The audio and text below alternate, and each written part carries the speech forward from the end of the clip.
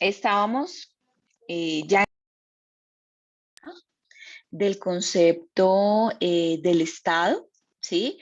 Y la última partecita de la que habíamos hablado, que quiero retomar en esa, es respecto de la división de poderes, de la división de poderes. Entonces, ya habíamos de pronto acá analizado esa evolución del concepto, ¿sí? Vemos, por ejemplo, que acá Jean Bodin, ¿sí? Se me perdió, tenía por acá la traducción, ya se las busco, ya se las busco de nuevo, por ejemplo, que esa quisiera complementar la diapositiva con esa traducción. Ya les digo qué dice. Esta segunda, que está en francés, esta dice lo siguiente: la república es un derecho de gobierno de varios hogares y de lo que les es común con poder soberano. Entonces, fíjense, estos diferentes pensadores cómo van construyendo ese concepto de Estado que conocemos hoy. Obviamente, Montesquieu fue también una parte muy importante en esa construcción y evolución del concepto de Estado. Y adicionalmente, eh, Montesquieu, digamos que ayuda en esa construcción de lo que es la división de poderes, que también es muy, muy importante y que, si no estoy mal, les dejé un hilo de unos tweets de Rodrigo Primi para que analicemos en este momento cómo nos encontramos en esa división de poderes tan necesaria para el Estado. Y también lo escuchábamos de la voz de Diana Uribe, ¿verdad? Entonces, la separación de poderes comprende al menos tres momentos desde su conceptualización en la obra de Montesquieu hasta su institucionalización en las constituciones francesas de 1787 y de 1791 y la posterior organización de los actuales sistemas democráticos. Pues no debe olvidarse que la separación de poderes es un aspecto fundamental e inseparable de un Estado constitucional democrático, como por ejemplo nuestro país. ¿Sí? ¿Qué dice este artículo primero? Primero, Colombia es un Estado social de derecho, que ya sabemos y manejamos el concepto de Estado social, organizado en forma de república unitaria, descentralizada, con autonomía de sus entidades, democrática, democrática. Esta parte es clave, ¿sí? Entonces, digamos que frente a esa división de poderes, necesariamente debe estar como un aspecto fundamental e inseparable de un Estado constitucional democrático como el de nosotros. Y así lo recoge la Declaración de los Derechos del Hombre y del Ciudadano de 1789, que ustedes ya conocen y que hemos plurimensionado en clases, y específicamente en su artículo 16, identificado con números romanos, señala esto, textual, lo voy a leer: una sociedad en la que no esté establecida la garantía de los derechos ni determinada la separación de los poderes, carece de constitución. Entonces, fíjense que el término de división de poderes no es algo que tampoco ha surgido a la ligera y que tiene una relevancia muy, muy importante en esa forma de Estado que ha adquirido o que ha incorporado Colombia, ¿verdad? Como democrática, debe tener muy determinada y clara esa separación de poderes. Locke, que lo ven por acá, en su obra publicada en 1689, señaló que los poderes son limitados para el monarca, ya que la ley y tribunales por una parte y la coacción organizada de otra, tanto para imponer el orden interior respaldando la ley y las sentencias como para asegurar la independencia exterior frente a las demás comunidades. ¿Sí? Entonces, Fíjense que acá, básicamente lo que nos está diciendo es que cada una debe estar de un lado, ¿no? ¿Sí? Deben estar de un lado, las dos siguiendo la ley, las sentencias, y de esa manera asegurar esa independencia exterior frente a las demás comunidades. Para este autor, para Locke, era esencial la división de poderes y el establecimiento de órganos independientes en función de las tres competencias que conocemos: legislativa, en ese momento federativa, y ejecutiva. De igual forma, Montesquieu, como ya lo ha señalado también Diana Uribe, trata sobre la separación de poderes en la obra publicada en 1748, recoge un equilibrio entre el poder y la libertad de los ciudadanos. Una de sus máximas era: la libertad termina donde comienza el abuso. Para que no se pueda abusar del poder es necesario frenarlo. ¿Y cómo se puede frenar? Teniendo ese sistema de contrapesos, ¿verdad? Que un tercero te ejerza control y de esa manera poder generar ese contrapeso y evitar cualquier tipo de abuso del poder. Este autor, Montesquieu, reconoce la división de los poderes en tres clásicos e independientes: el legislativo, el judicial y el ejecutivo, poderes que se encuentran al día de hoy. Y entre sus afirmaciones se encuentra otra que voy a leer textualmente, que también es muy importante, y esa también voy a tratar de incluírselas por acá. No hay libertad si el poder judicial no está separado del poder legislativo. El poder sobre la vida y la libertad de los ciudadanos sería arbitrario, pues el juez sería al mismo tiempo legislador. Si va unido al poder ejecutivo, el juez podría tener la fuerza de un opresor. Eso señala entonces Montesquieu, un gran pensador importante, que, digamos, da esos pasos importantes en ese concepto de Estado y de lo que es la división de poderes. ¿Cómo les fue con, eh, cómo les fue con el hilo de tweets? Bien, si de pronto no hemos terminado nuestro análisis, no hay inconveniente, creo que podríamos dejar otro tiempito para que lo analicemos. Esto de división de poderes lo podemos analizar desde muchos ejemplos, muchos ejemplos. Entre esa relación Congreso, Cortes, bueno, sí, muchísimos. Con el legislativo, el que hizo, por ejemplo, Primi, lo podemos hacer. Y me gustaría, ¿por qué no? Si no tenemos ese espacio de socialización, me gustaría que esa fuera una pregunta del examen. Me gustaría. Eh, No tengo ningún inconveniente de irles soltando algunas preguntas del examen. Nunca es mi intención corcharlos, ni hacerlos sufrir, ni mucho menos. Me gustaría leerles qué piensan de esta división de poderes que se está dando. Tenemos multiplicidad de respuestas. Yo, como les he dicho, no todo es blanco y negro. También tenemos unas tonalidades grises válidas. Lo único que debemos hacer es realizar una sustentación jurídica válida, ¿sí? Solo para mencionar algún artículo. Mencionamos el de la Declaración de los Derechos del Hombre y del Ciudadano como fuente importante de esa división de poderes, ¿no? Ahora, ¿cómo estamos? Partamos también por nuestra constitución política. ¿Qué dice nuestra constitución política? ¿Sí? Entonces, les dejo para que sigan meditando esa respuesta, sigan leyendo, y esa perfectamente puede ser una pregunta del examen que realizaríamos dentro de 8 días, si no estoy mal. Quedó para el 7 de septiembre. ¿Sí? Sí, Sí, señora. señora. Ok. Entonces, si quieren, sigamos pensando de eso. De todas maneras, me gustaría abrir micrófonos por si alguien tiene preguntas que quiera comentar o que quiera, sí, comentar en este momento o algún tipo de observación o demás.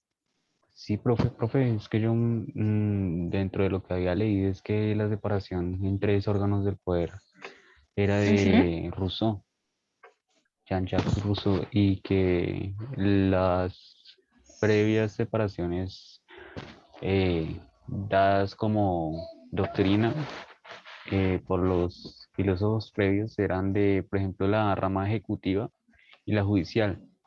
Creo que ahí es donde su merced decía que Montesquieu decía que la rama legislativa no podía estar ligada a la judicial porque habría despotismo, pero pues hoy en día también se ve con la Corte Constitucional, pero no en la medida de que ella haga leyes, sino que debe como legislar por la rama legislativa a veces. Ujú. Sí, John, mira, acá está Rousseau. Y Rousseau definitivamente fue uno de los exponentes más importantes de pensamientos y sus ideas fueron un aporte importantísimo para todo lo que fue esa construcción de la nación moderna y el desarrollo también de los derechos humanos. ¿Sí? Tan es así que, por ejemplo, Rousseau señala que todos los hombres son titulares de todos los derechos. ¿Sí? Todos los derechos. Y digamos que Montesquieu, sí, a partir de lo que son sus obras tan importantes como se me fue en este El momento, espíritu de las leyes. empieza a hablar lo que es la división de poderes, como ese requisito inherente y necesario para un Estado democrático, constitucionalmente democrático. ¿Sí? Lo cierto es que por lo general en estos temas siempre los vamos a encontrar y creo que hay algunos que hemos escuchado mucho, John Locke, Montesquieu, Rousseau, Voltaire, ¿sí? De pronto otros no los hemos escuchado tanto. Hobbes, ese también es otro que se escucha mucho con el Leviatán, pero lo cierto es que, digamos, esta época está cargada de mucho pensamiento, de mucho aporte en esa construcción del Estado, de los conceptos. Eh, pues no sé de pronto qué documento hayas leído y que de pronto también nos quieras compartir, no sé, para verificar de pronto lo que nos estás diciendo. No sé si me escuchó que la obra de Montesquieu es el espíritu de las leyes. Sí te escuché, Concepción, muchas gracias. De pronto te escuché un poquito suavecito, sí, señora. Y también Montesquieu, eh, se me fue. Se me fue la otra. Mm, ay, hemos hablado de ese. Montesquieu, el príncipe. Bueno, se los quedo viendo, se me fue la paloma, pero de ese hablamos hace un ratico, de ese, de esa obra de Montesquieu tan importante. ¿Dónde? ¿Cuál es? Se los dije hace un ratico. Acuérdame, por favor. ¿Mm? De la ley, creo que era algo así. Cor- Corchados todos y todas.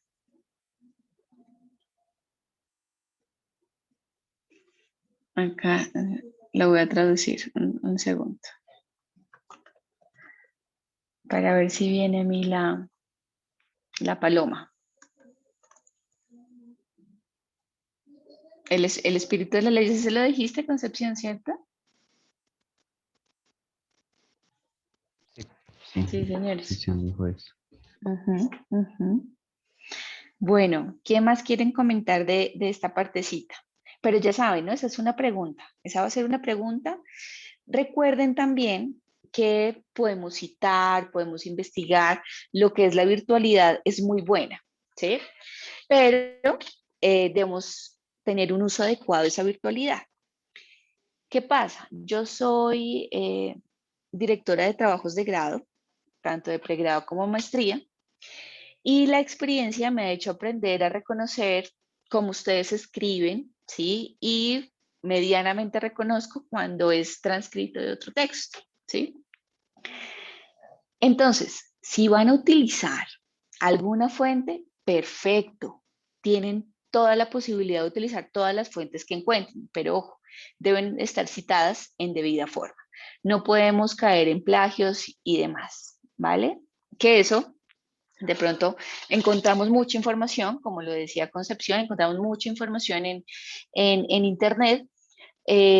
No pequemos por copiar y pegar, ¿sí? Sino tengamos un uso adecuado también del tiempo. El examen va a estar habilitado por 24 horas, que me parece un tiempo importante para yo poder, digamos, sacar mi tiempo, disponer X cantidad de tiempo para desarrollar mi examen.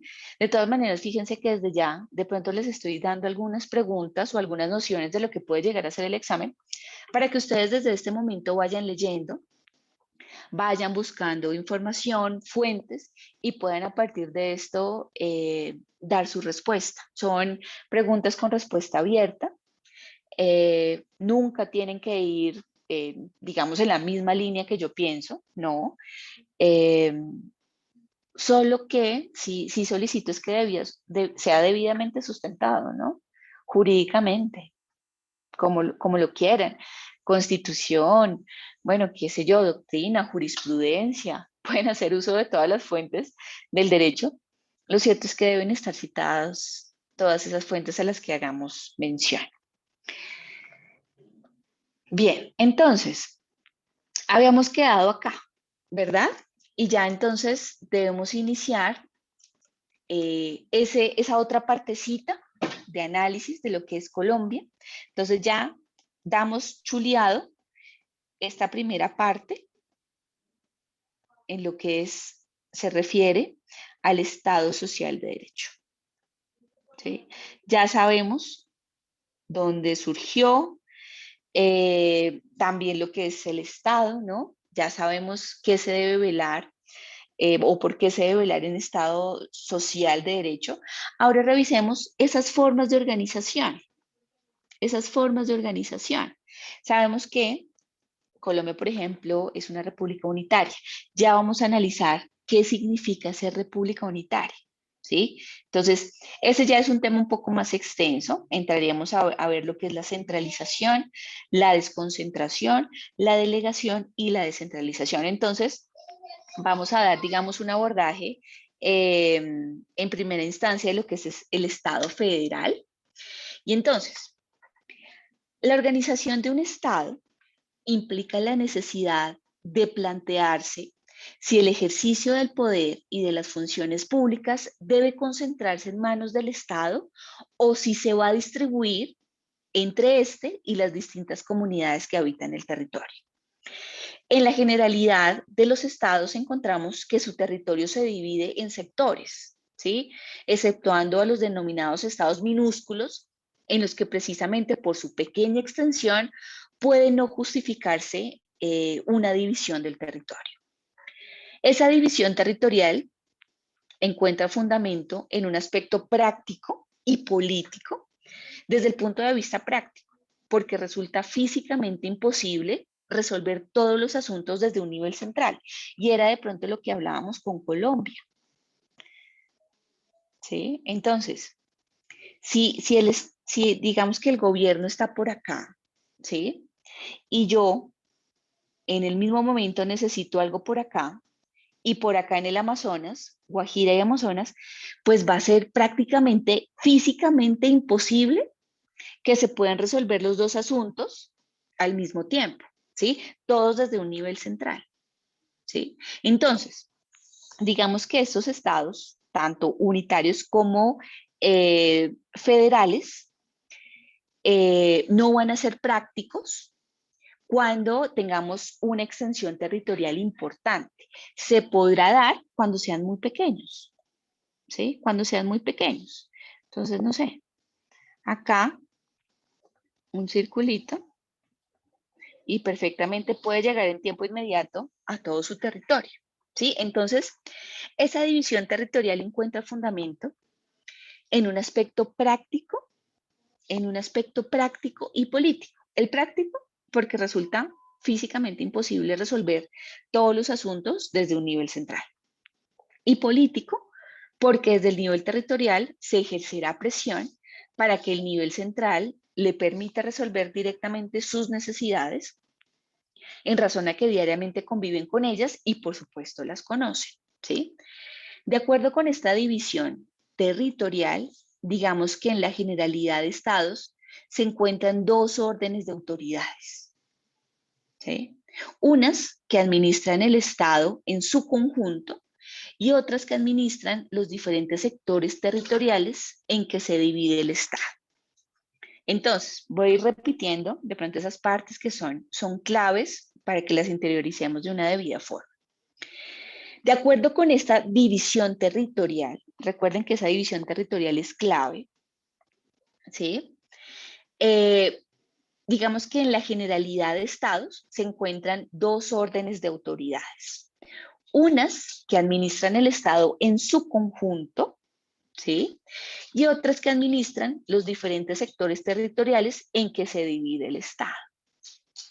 Y esa sería entonces la introducción de esos dos temas, del Estado federal y el Estado unitario, ¿sí? Digamos que todo parte de esa división territorial, que tiene obviamente unos fundamentos en unos aspectos prácticos y políticos, y digamos que o de acuerdo con esta división territorial, unas se van a administrar o la va a administrar el Estado en su conjunto y en otras se va a administrar cada uno sus diferentes sectores territoriales. La existencia o la carencia de estas divisiones territoriales y de las correspondientes autoridades con poder nacional o local es lo que le da lugar a los diferentes modelos de organización estatal, ¿sí? Organización estatal, según el grado de dependencia que exista entre el Estado y el territorio y, por supuesto, entre las autoridades nacionales y locales, o dicho de otra manera, dependiendo de la autonomía que tengan.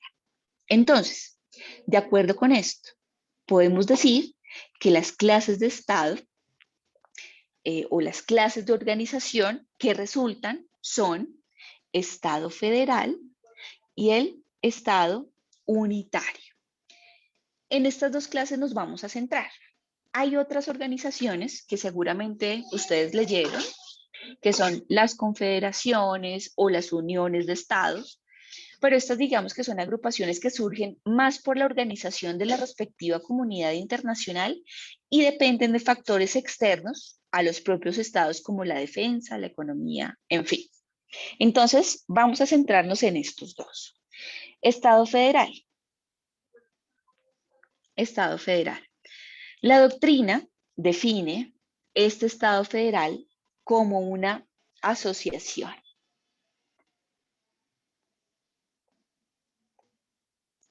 La define entonces como una asociación de estados que están sometidos en parte a un poder único. Entonces acá tenemos un poder único. ¿Sí? Es entonces una asociación de estados sometidos a un poder único. ¿Sí? Pero que a pesar de esto, cada uno de estos estados conserva su independencia, ¿verdad? Entonces, por ejemplo, acá tenemos lo que es México. Entonces, tenemos diferentes estados. Acá como para hacer un ejemplo, ¿no? Obviamente no es así, con detalle. Tenemos diferentes estados que cada uno tiene su independencia, pero están sometidos en parte a este poder único. ¿Sí? Ellos tienen un presidente, ¿verdad? ¿Cómo se llama el presidente actual de México? Andrés Manuel López Obrador, profe.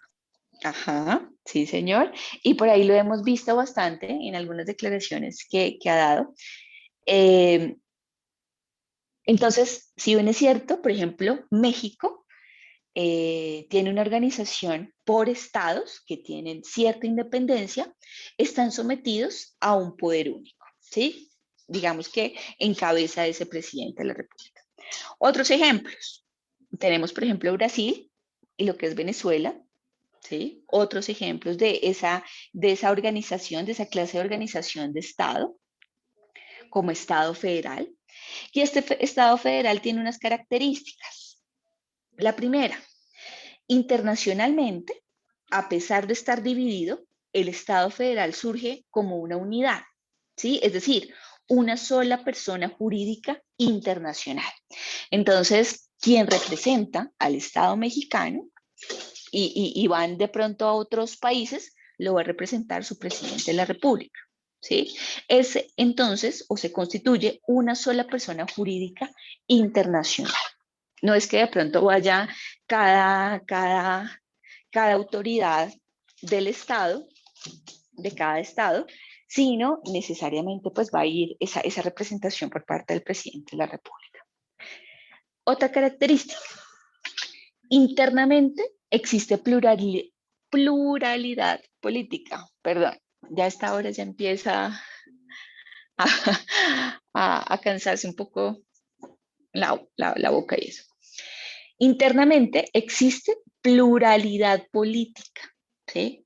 Pluralidad política. Otra característica importante, en el ámbito nacional, el Estado ejerce todas las funciones estatales, es decir, la ejecutiva, la legislativa y la judicial, adicionándole una importantísima, la constituyente. ¿Sí? Entonces, en ese ámbito nacional, el Estado va a ejercer esas funciones estatales que conocemos: ejecutivo, legislativo y judicial. A pesar de esto, los estados federados también tienen el poder de ejercer esas tres funciones básicas, ¿sí? En algunos casos, estos estados también detentan un poder constituyente. ¿Esto qué implica? Que habrá constituyente en ese territorio además de la nacional. Es por esta razón que pueden existir varios códigos sobre una misma rama del derecho en ese estado federal, ¿sí? Y todo esto que indica que a pesar de aparecer internacionalmente como único el Estado federal, internamente esos Estados miembros conservan ciertas prerrogativas de soberanía interna, sobre todo desde el punto de vista legislativo, ¿sí? ¿Entendemos esta forma de organización de Estado federal? Sí, profe. Tenemos de pronto preguntas, dudas, comentarios, otros Sí, ejemplos de señora. países. Yo solo menciono algunos, ¿no? Menciono tres: Venezuela, Brasil y México, pero pues hay muchísimos más. Argentina también es federado. Sí, federado. Bien, Argentina. ¿qué otros? Preguntas, comentarios, ¿no? ¿Pasamos? ¿Pasamos al unitario? Sí, señora. Sí, profe. Concepción, Argentina es otro. También tiene, digamos, esa forma de organización federal, también. Yo encontré Alemania también. Ujú, ujú. Bueno, de todas maneras, si hay preguntas, no se preocupen que en cualquier momento podemos volver a- al tema, no hay inconveniente. Bien, entonces pasamos a lo que es ese sistema del Estado unitario, ¿sí? Para un gran sector de la doctrina, es aquel Estado en el que la decisión política y gubernamental radican en un solo centro, ¿sí? Todos los individuos que están bajo su soberanía obedecen a una única autoridad, viven bajo un mismo régimen constitucional y obedecen a unas mismas leyes. Y tenemos algunos ejemplos. Nuestro país, Colombia, está organizado en forma de república unitaria, lo que es Perú también, y Ecuador también están organizados como Estado unitario. Y de ahí entonces retomamos nuestro artículo primero de la Constitución Política, que creo que ya no lo vamos a aprender de memoria. En la práctica se presentan matices que regulan de una forma especial las relaciones entre las autoridades nacionales y locales y hacen que esta definición no sea, digamos, tan ajustada. Y es precisamente por eso que hay algunos autores que señalan que una definición más cercana a la realidad de un Estado unitario sería aquella que lo define como, así como está previsto en la diapositiva, una forma de organización estatal en la cual existen autoridades centrales muy fuertes frente a unas autoridades locales con muy poca autonomía, y esto en razón a que la mayoría de funciones públicas las ejerce el nivel central directamente, mientras que al nivel territorial solo se permite ejercer unas cuantas tareas. Estos matices que regulan las relaciones entre autoridades locales y nacionales dentro de un Estado unitario se materializan en la centralización, la desconcentración, la delegación y la descentralización. ¿Sí? Entonces, esos matices que regulan las relaciones entre esas autoridades locales y nacionales de un Estado unitario se materializan a través de estas cuatro formas también de organización.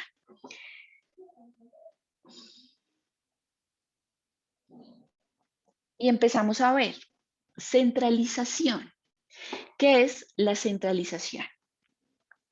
La centralización es un fenómeno jurídico-político en el que el Estado monopoliza todas las tareas, todas las funciones públicas, es decir, todas las funciones radican en la persona jurídica Estado.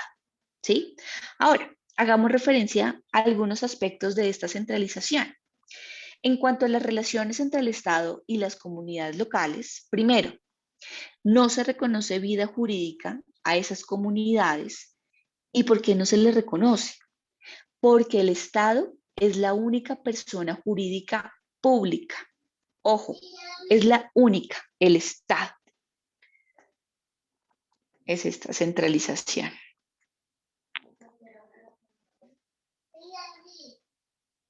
¿Sí? Ay, por favor, queda.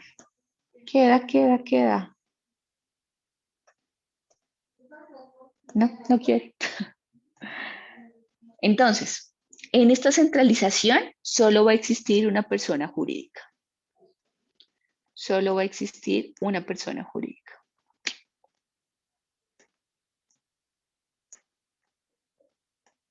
¿Quién va a ser quien decida y, digamos, tenga ese poder de decisión? ¿Sí? Solo va a existir una. No se reconoce vida jurídica a la comunidad y no se le reconoce básicamente porque el Estado es la única persona jurídica pública que existe en este centralismo, en esta centralización. Ahora, a los territorios, en caso de existir, se les tendrá como simples circunscripciones. Entonces acá podemos tener diferentes circunscripciones, ¿sí? Que van a facilitar la gestión, por ejemplo, de los servicios públicos. Otra, existe una administración estrictamente jerarquizada. ¿Y eso a qué se debe? A que no hay autoridades locales.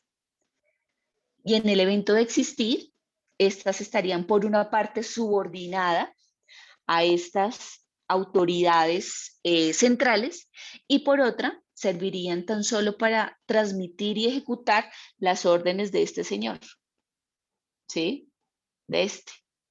Si acá tuviéramos más, lo único es que va a ser esta personita lo que quiere esta persona, que es el del nivel central, la única persona jurídica pública, ¿sí? Solo serviría para transmitir y ejecutar sus órdenes, pero en ningún escenario esta persona, en ningún escenario va a tomar decisiones, ¿sí? No va a ser autónomo. Entonces, de acuerdo con esto, desde el punto de vista conceptual, digamos que habrá una concentración absoluta, cuando no se reconocen ni divisiones territoriales, ni autoridades diferentes de aquellas que gobiernan el territorio, el Estado, ¿sí? Y habrá una concentración limitada cuando el escenario sea el contrario, es decir, cuando efectivamente se reconozcan divisiones territoriales. Entonces, ¿el otro extremo cuál es? El otro extremo es, ese primer ejemplo sería una centralización absoluta,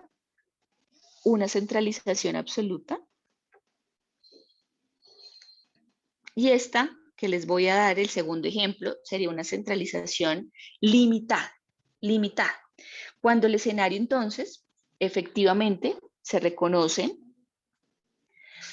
algunas divisiones territoriales y estas autoridades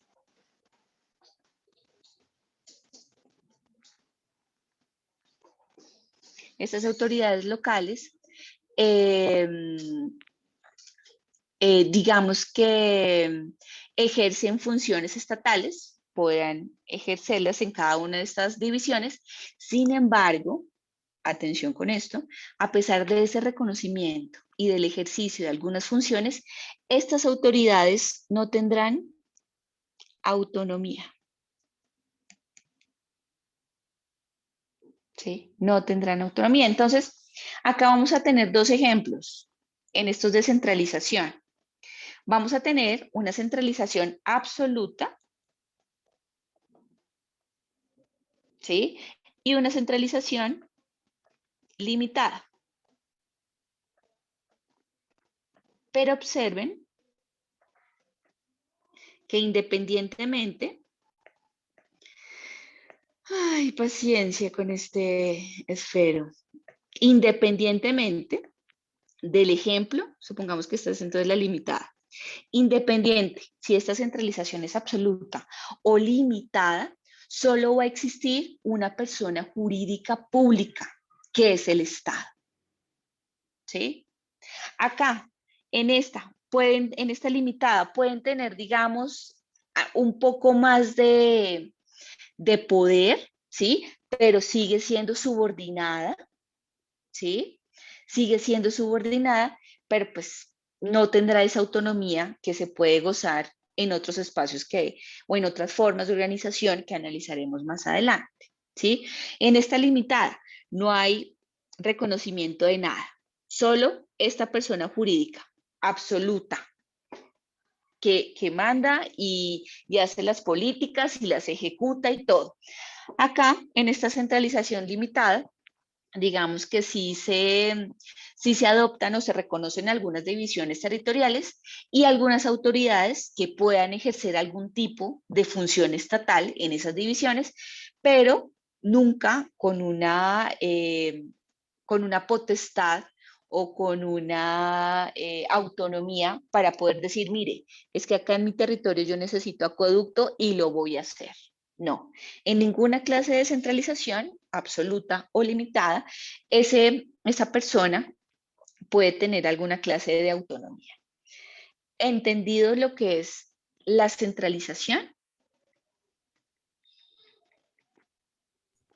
Sí, profe. ¿Sí? Sí, señor. Entonces, leamos, porfa, centralización. Busquemos para la próxima clase centralización, ejemplos, y de una vez, recuerden que yo estoy acá apuntando para de pronto casos de eximirlos del examen. Nuestro examen sería el próximo martes de hoy en 8. Hay algunas personas que todavía tienen esa posibilidad de participación y poder ser eximidos o eximidas. Así que el tema que vamos a ver la próxima clase, vamos a seguir hablando de estas definiciones: centralización, delegación y descentralización. Entonces, si queremos ganar unos punticos adicionales, busquemos ejemplos. Busquemos ejemplos, ¿sí? Entonces, así quedamos. porfa, Andrea, acuérdame, retomar en centralización. Y hacemos un breve resumen de lo que es centralización, cerramos centralización, socializamos ejemplos y así digamos que vamos abordando cada uno, ¿vale? Sí, señora. Listo. Muchas gracias. Nos vemos entonces el próximo viernes, Viernes. ¿sí? Sí, señora. Viernes 7 de la mañana. Preguntas, dudas, comentarios, escríbanlas, guárdenlas y podemos iniciar la próxima clase con ellas, ¿vale? Sí, señora. Listo, profe, muchas gracias. Señora. Gracias a ustedes, cuídense mucho. Sí, señora.